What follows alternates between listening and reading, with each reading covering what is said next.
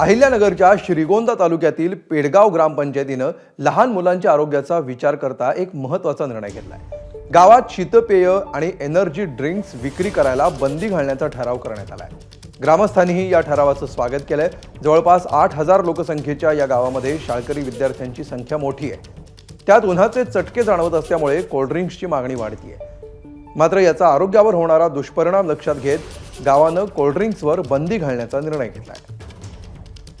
मला असं वाटतं की माझ्या गावात प्रत्येक घरात हा गोरक्ष झाला पाहिजे, गोमातेचं रक्षण करणारा पाहिजे। असं खाऊन पिऊन नशा करून असा आईबापाचं नाव घालणारा नसावा।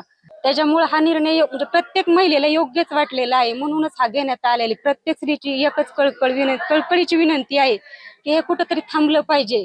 थंडपेय विक्री किंवा दारूबंदी आणि अवैध धंदे सगळे, तो अतिशय उत्तम निर्णय घेतलेला आहे की जेणेकरून लहान मुलांना किंवा इतर जे लोक आहेत की ते हे सगळे पाहून ते बंद करतील सगळे। आणि हा निर्णय अतिशय एकदम चांगला निर्णय आहे। निर्णयाचा ह्या शीतपेयामुळे लहान मुलांच्या आरोग्यावरती पूर्ण दुष्परिणाम होतात भरपूर। त्यामुळं हा मी निर्णय घेतला आणि पेडगावातील शीतपेय बंद करण्याचा निर्णय घेतला। ह्या निर्णयाचं ग्रामस्थांनी स्वागत केलं।